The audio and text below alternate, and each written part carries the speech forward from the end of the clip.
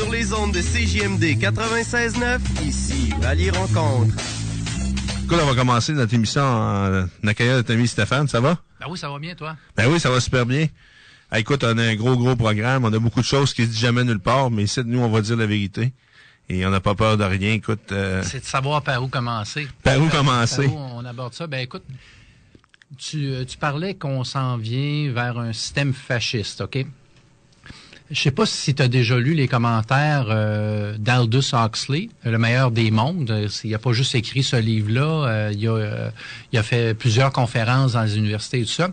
Et lui, ce qu'il disait, c'est que contrairement au totalitarisme qu'on a connu, le totalitarisme du 20e siècle, là, on parle du système nazi ou du système stalinien, le totalitarisme sophistiqué, okay, est celui dans lequel le citoyen...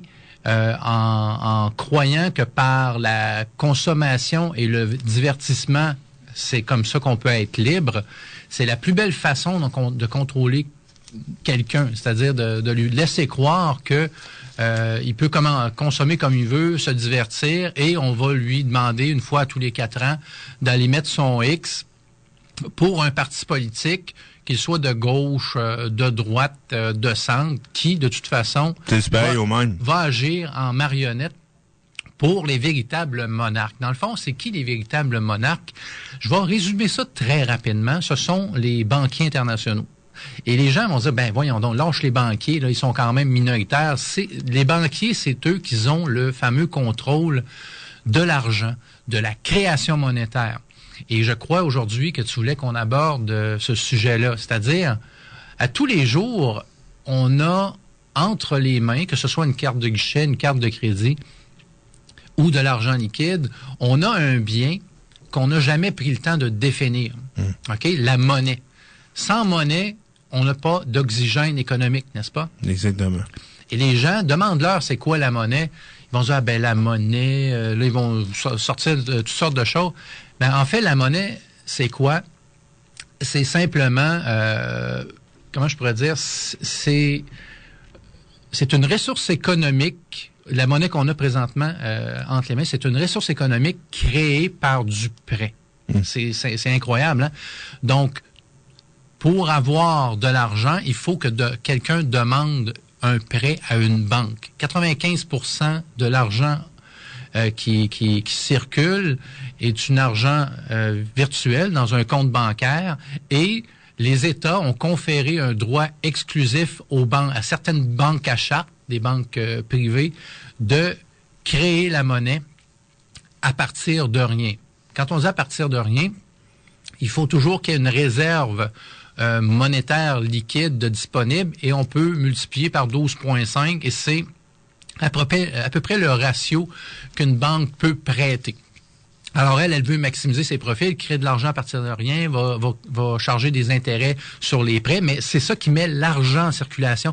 La masse monétaire, c'est les prêts qui sont en circulation. Et il faut comprendre quelque chose, c'est que au-dessus de la pyramide, au top, il existe une banque centrale, des banques centrales qui elles-mêmes contrôlent les banques privées.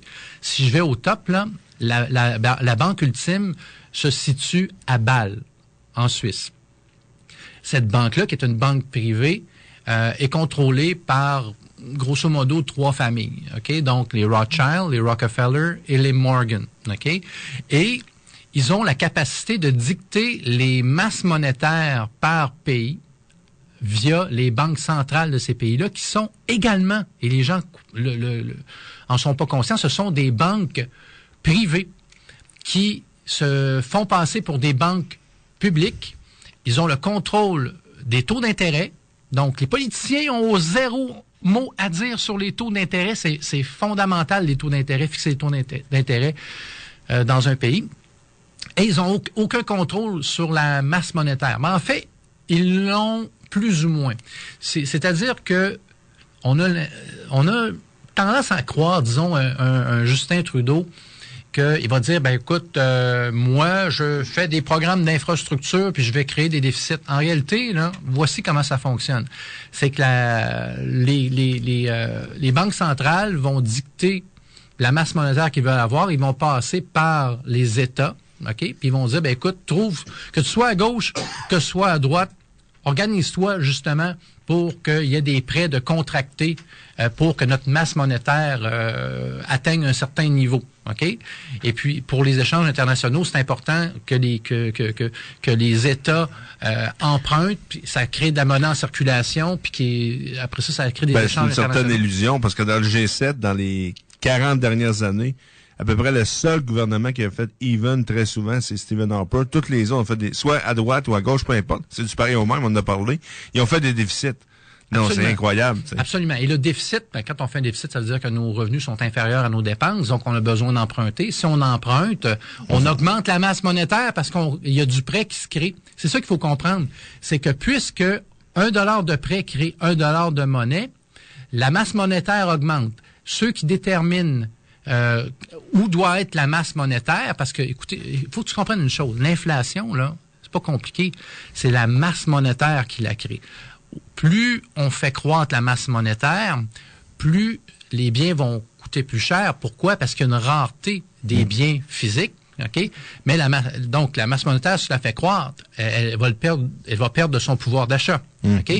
Donc, pour créer de la monnaie, il faut créer du prêt. Puis pour créer du prêt, il y a les États, comme le Canada, qui vont faire des déficits publics. Ils vont demander à la Banque du Canada de créer de la monnaie, puis ils vont la transférer aux banques privées, parce qu'on sait que depuis 1974, la Banque du Canada ne finance pas exclusivement les déficits du gouvernement du Canada comme elle le faisait avant. Elle a cédé son pouvoir monétaire aux banques privées suite aux accords de Bâle, justement, en 1974. Parce que si on va en venir à ça, on sait que de 1867 à 1974, en dollars constants, le maximum d'endettement qu'on a eu au Canada, c'est 21 milliards de dollars. Et il faut pas oublier qu'à l'époque, les programmes d'allocation familiale, de pension de vieillesse, les infrastructures les trains, tout ça coûtait extrêmement cher. Les ponts, les routes, la transcanadienne, ça a tout été financé. Seulement 21 milliards. La dette a augmenté à 21 milliards. Là, on est rendu à 700 milliards. 700 milliards. À 40 ans. C'est ça. Donc, pour créer autant d'endettement, c'est qu'on a utilisé un slogan qui a été réitéré clairement dans un livre de Gabriel Nadeau-Dubois et Hossan, là. Il ne faut se priver de rien. Donc, on est de gauche, on est de droite. Il faut vraiment faire des déficits pour créer de la dette. Puis, quand on crée de la dette, il y a des intérêts sur la dette et ça bénéficie à qui? À ceux qui sont propriétaires de la banque. Avant ça, on était propriétaire de la Banque du Canada. Donc, si je te charge 5% d'intérêt, puis que ça me coûte un montant d'argent pour avoir payé l'intérêt à la Banque du Canada, j'en suis propriétaire. Elle va me remettre les profits sous forme de dividendes dans les coffres du gouvernement. En substance, c'est presque nous dire que ça coûtait presque rien. Okay? Donc, c'est un peu ça. Là. Et là, j'aimerais ça te demander, on sait que des gens comme nous, un peu qui suivent ça, l'actualité, puis on voit ça un peu venir, on prédit de plus en plus un collapse, je sais pas comment dire ça en français, un effondrement oui. de l'économie fait justement par une certaine élite mondiale pour réellement amener le chaos puis amener évidemment... écoute, on pourrait dire, regarde, les conspirationnistes disent qu'il va y avoir un collapse. Là, c'est pas les conspirationnistes là, qui parlent de ça. Là. On parle de Ron Paul. Ron Paul, entre autres. Un ancien... qui parle à Alex Jones. Qui parle à Alex Jones ou n'importe où. L'Institut Ron Paul s'est reconnu. Ron Paul s'est présenté à la présidence des États-Unis en 2012. Ron Paul a été 36 ans assiégé comme représentant et sénateur au Congrès. Très respecté. Son fils, Rand Paul, s'est présenté également comme candidat à la présidence au niveau des Républicains. Donc, c'est des gens qui, de l'intérieur, savent ce qui se passe. Et c'est des gens brillants également. Et parmi les gens brillants, j'ai découvert récemment Jeff Berwick, qui est un spécialiste en placements internationaux. C'est un Canadien, c'est un gars qui fait partie du Parti libertarien canadien. Il passe le plus clair de son temps, par contre, à Acapulco, une petite résidence là-bas. Mais il fait souvent des entrevues il a même fait des entrevues à CNN sur l'économie. Ok, donc c'est pas un deux de pique. Lui, ce qu'il dit là, c'est insoutenable, puisque tu sais que depuis 1971, le dollar américain ne repose que sur la confiance, OK? Exactement. Sur la confiance de l'économie américaine. Avant, il y avait une parité avec l'or, c'est-à-dire que pour 20 $ US, tu avais un once d'or. OK? Donc, il y avait cette parité-là. Maintenant, c'est terminé. C'est ça que Donald Trump voulait remettre l'étalon d'or qu'on appelle, pour mettre une valeur. Parce que si tout s'effondre, la monnaie, si tu as de l'or, bien évidemment, tout s'effondre pas, mais si c'est juste basé sur la spéculation, comme on dit, présentement, la confiance, bien si tout s'écroule, tout s'écroule. Le dollar papier, là, en fait, il faut juste comprendre l'historique de ça. C'est que au départ, les banques avaient dans leur coffre de l'or ou de l'argent. Ils t'émettaient un billet, OK, te disant que ton billet était échangeable en tout temps contre un once d'or ou des pièces d'argent. OK? Donc, il y avait un libellé qui était clairement... Ça, c'est important. J'aimerais ça que tu expliquerais ça à mes auditeurs, que si tout s'effondre comme ça, en attendant que les gens se procurent des pièces d'argent puis des pièces d'or, explique-nous comment faire, puis d'autres sources pour qu'on réellement que si tout s'effondre, on se ramasse pas avec rien. Moi, ce que je recommande et ce que un dénommé Jeff Berwick recommande. Il est très, très intéressant. Allez voir ça. Jeff, c'est J-E-F-F. Berwick, c'est B-E-R-W-I-C-K. Ce gars-là, c'est un petit génie très, très volubile qui est invité sur plusieurs panels pour parler de finances personnelles, de finances publiques, d'économie. Il faut écouter ce gars-là. Lui, ce qu'il dit, c'est que, regardez, commencez déjà à prévoir le coût, là, parce que le dollar américain, qui se trouve être une monnaie nationale, qui sert de monnaie mondiale. Ça, faut le comprendre. Là. Le dollar américain, là, c'est pas un hasard qui soit encore si fort. C'est qu'on a créé des infrastructures, si on veut, des institutions qui font en sorte qu'il est dominant depuis 1944. OK? Donc, mais là, c'est rendu insoutenable. C'est que le gouvernement américain, on sait très bien qu'avec la dette a doublé sous Obama, OK, de 2008 à 2016, on est passé de 10 milliards à 20 milliards, 10 trillions à 20 trillions. D'ailleurs, c'est une 20 000 milliards. Là, c'est une des choses qu'il disait aussi Donald Trump en campagne. Ouais. Moi, je suis le président des États-Unis, je suis pas le président du monde. Puis Obama a complètement détruit notre politique. Dans le sens, il a détruit notre pouvoir d'achat parce que notre monnaie vaut plus rien. Puis Bush, lui... Bush l'avait fait avant aussi. Écoute, l'avait fait avant. Là, je pense qu'on était à 5-6 trillions. Il a monté ça à 10 trillions. Il a pratiquement lui aussi doublé la dette, puis Obama a doublé ça. Donc là, ce qui arrive, c'est que les États-Unis d'Amérique ont un problème parce que les gens ont plus confiance au bons du Trésor. Parce qu'il faut comprendre une chose, c'est que les dollars en papier, c'est pas ça qui est échangé là, dans le système bancaire international. Ce sont les bons du Trésor américains, puisque ça sert dans le fond de placement pour les banques centrales. Mais là, si tu n'as plus confiance que le gouvernement des États-Unis, qui se trouve à être les citoyens des États-Unis qui payent des impôts, on sait très bien que ça, par contribuable, la dette avoisine le million. C'est énorme. Okay? 1 million par contribuable, dans une famille de 4, c'est 4 millions. Personne ne peut payer ça. Donc, on sait très bien que les États-Unis d'Amérique, là, excuse-moi, là, Ron Paul l'a dit lui-même, on peut étirer un peu la sauce avec Donald Trump, c'est-à-dire avoir des politiques protectionnistes, rapatrier certaines industries à la maison, et blablabla, là. Mais le dollar américain est voué à planter. Maintenant, il y a présentement un comité des nations qui sont les 5 plus importantes, pas la dernière, là, mais c'est avec le Brésil, la Russie, l'Inde, la Chine et l'Afrique du Sud, pardon. Il y a le BRICS qu'on appelle, qui sont en train de créer un Fonds monétaire international numéro 2. Puisqu'ils sont vraiment frustrés de voir que malgré leur économie émergente qui prend de plus en plus de place en termes de PIB, ces gens-là ont pas le droit de vote qu'ils doivent avoir au Fonds monétaire international, qui est l'organisme qui a été créé en 1944 pour réguler, si on veut, les taux de change et les taux d'intérêt au niveau mondial.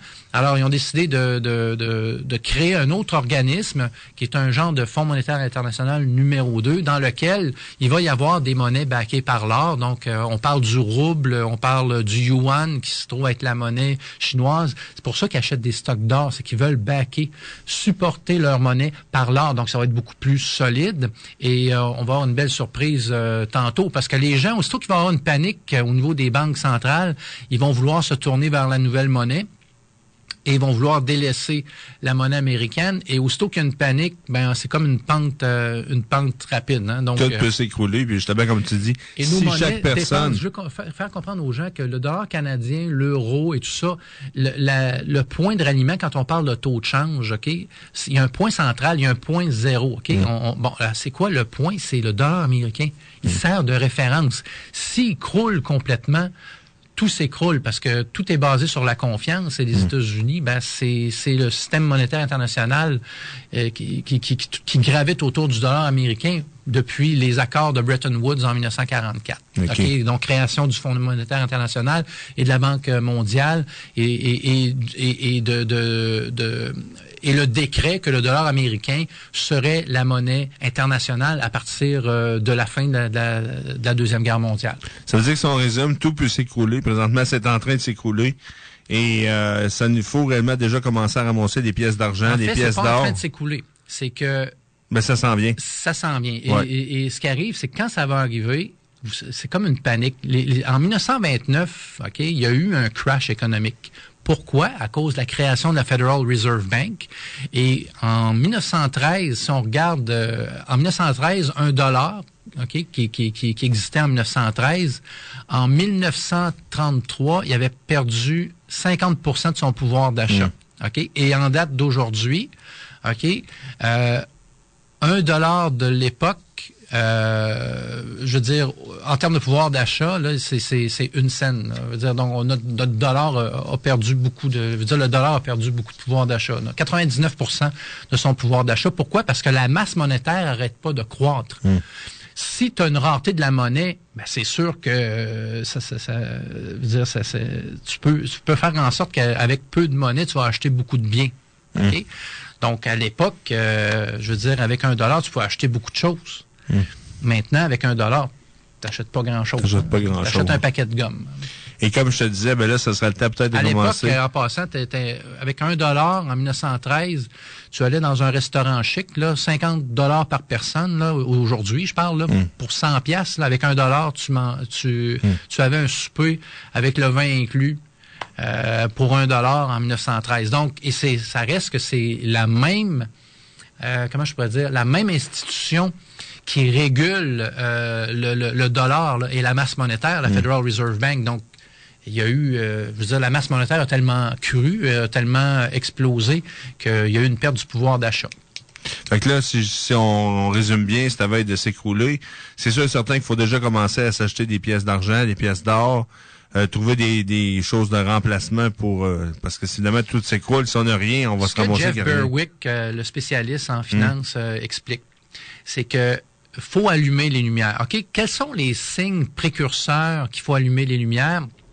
Premièrement, on sait que les fonds d'investissement Rothschild délaissent graduellement les bons du Trésor américain, remplacent ça par l'or, donc c'est un bon signe.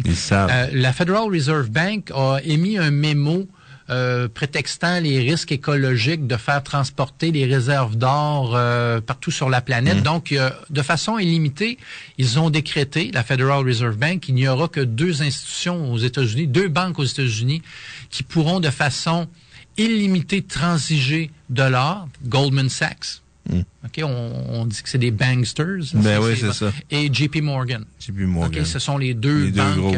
C'est les deux banques banksters des États-Unis, dans le fond. Donc, ça nous donne un indicateur qu'il va y avoir un contrôle sur les transactions au niveau de l'or. C'est ça qu'il faut comprendre. Puis, quand on dit acheter de l'or, présentement, à peu près à 1250 $ US, tu peux avoir un once d'or. Mais est-ce qu'on va avoir le droit de détenir personnellement l'or s'il y a un crash économique. 1933, un dénommé Franklin Delano Roosevelt a interdit aux citoyens sous peine de prison de détenir personnellement l'or. Donc, on est un peu fourré quand nos gouvernements décident que nous, citoyens, on est illégaux à agir en détenant des biens qui sont parfaitement légitimes. Exactement. Donc, dites-vous une affaire, là, c'est que les gouvernements sont capables... c'est pas toujours nos amis, hein. Donc, il faut vraiment se garder une petite gêne avec l'amour qu'on a de nos gouvernements. Non, là. c'est ça. Comment qu'on appelle ça? L'État-providence, là? Bon, c'est ça. On dit vraiment, c'est pour ça qu'on disait une élite criminelle. Et donc, si tout s'écroule... juste pour... vas-y. Donc, détenir de l'or, détenir des pièces d'argent, donc c'est à peu près 25 $ US une pièce d'argent. Moi, ce que je recommande, c'est d'y aller parcimonieusement, là, c'est-à-dire en termes de proportion. J'irais peut-être plus vers l'argent, puisque c'est facile de transiger avec des pièces d'argent. Tu peux en avoir plus, puis tu peux faire des échanges plus facilement. Tandis que si la valeur de l'or, naturellement, si le dollar américain et les devises s'écroulent, qu'est-ce qui va arriver avec ton once d'or, tu penses? Si tu l'as acheté à 12,50, ça va peut-être valoir 3 000, 4 000, 5 000, 6 000, 7 000 $ l'once. Essaye d'acheter quelque chose avec ça. Donc, c'est sûr que on ne pourra pas transiger avec des pièces d'or. Ça va être plus facile de transiger avec des pièces d'argent. Et il y a également un autre outil monétaire qu'il faut pas négliger. Ça s'appelle le Bitcoin. Le Bitcoin, on dit c'est quoi cette bébelle-là? Il y a un nombre limité de Bitcoin dans la charte Bitcoin qui existe. Et ces Bitcoins-là, il y a une valeur qui fluctue. Là, ça s'est passé de 60 $ à 600 $. Des fois, ça monte à 1000, ça descend.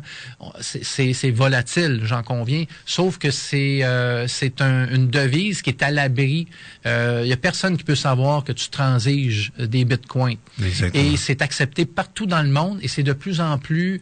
les gens se familiarisent avec ça. Donc, moi, ce que je recommande aux gens, c'est d'aller regarder des tutoriels qui existent sur YouTube sur comment utiliser les bitcoins et comment ça peut dépanner. Puis, je vous dirais que d'avoir de l'or, de l'argent, des bitcoins, et Berwick va plus loin que ça. C'est sûr que si vous avez quand même pas mal d'argent dans votre compte de banque, c'est sûr que les terres agricoles vont être en demande s'il y avait un crash financier. Pourquoi? Parce que si tu as des terres agricoles puis que tu peux faire pousser des légumes, etc., ben c'est sûr que la base de tout, c'est qu'il faut s'alimenter, il faut manger. Hein, donc, ouais, c'est pour ça que c'est important. C'est une autre question. C'est les 4 éléments qui, selon Berwick, feraient en sorte qu'on serait sage de commencer à avoir un peu moins d'argent dans le compte de banque. C'est ça, puis c'est important aussi, s'il y a un écroulement comme ça, que les gens s'équipent en survivance, qu'on pourrait dire. J'aimerais juste rajouter 2 choses. Si vous allez voir votre conseiller financier, là, lui, là, il va dire, c'est quoi cette histoire-là, là, de vouloir retirer certaines billes puis de vouloir avoir de l'argent physique? Voici ce que je te propose. Si tu veux de l'or, il existe des comment je pourrais dire, là, de l'or virtuel que tu peux acheter, tu comprends? Faites pas ça. Ça vous prend de l'or physique. L'or physique, est-ce que vous allez laisser votre or physique dans des coffres de la banque? C'est une crise. Non, faites pas ça. Dites-vous quelque chose. À Chypre, il y a eu un bail-in. C'est quoi un bail-in? C'est une saisie selon ce que la banque pense qu'elle doit saisir pour protéger ses arrières. Et dans cette saisie-là, ils sont même allés saisir les coffres des épargnants. Et dans les coffres, si tu as de l'or, c'est saisi, tu peux pas faire de transaction. Ça t'appartient. Dans le fond, ils t'offrent un service de sécurité au niveau des biens que tu détiens, mais s'ils saisissent les coffres, t'es pas plus avancé. OK? Donc ici, on est dans un scénario, je sais, qui est catastrophe. Faut pas nécessairement paniquer, mais il faut quand même envisager que si ça arrivait, est-ce que tu as juste tes avoirs en argent liquide à la banque ou dans des placements comme les bons du Trésor du Canada? Ça vaudra plus rien. Non, c'est ça, il faut se préparer, ça je sais aussi. Il faut avoir une base, là. Puis la base, là, c'est un 15 à 20 % là, peut-être à avoir en argent, l'argent qui est le métal argent et en or et en bitcoin. Ben, exactement. De 15 à 20 Puis aussi, en plus d'avoir de la monnaie comme ça, de rechange, il faut avoir aussi une survivance. S'il arrive une chose qui s'écroule, exact. au moins de l'eau, on pourrait dire de la liqueur. Ouais, on un pourrait crash dire comme ça, là, c'est... du canage, mettons, des Exactement. choses comme du saumon, des choses qui nourrissent. Là, exact. Donc, pas juste de la soupe, là, pour au moins... Les spécialistes, il existe des sites là qui parlent d'1 an. Donc, un an au moins, c'est ça. Un an. S'il arrive des bouleversements, il faut avoir ça au moins chez nous pour être capable de survivre. Exactement. Parce que, tu sais, puis là, d'abord... on nous dit, regarde les paranos. Ben, sais-tu quoi? Les paranos, là, quand ça va arriver, puis vous allez brailler, ben, eux, ils vont penser à qui en premier? À leur propre survie et à celle de leur famille. Ben, exactement. Et tu sais, dans ces scénarios-là, il y a une chose qu'il faut pas oublier, c'est que présentement, on est dans une société pacifique parce que tout le monde a le ventre plein. Ben oui, ça Quand va vous allez bien. avoir le ventre vide, là, vous allez peut-être être plus agressif, puis peut-être on va peut-être avoir des guns de cacher chacun chez soi, dire, regarde, tu sais, moi, je suis un pacifique, là, mais si tu continues d'insister, on va peut-être te montrer le bout du canon en voulant dire, écoute, là, c'est l'heure de sacrer ton camp. On va protéger notre territoire. On va redevenir un petit peu bestial, OK? Exactement.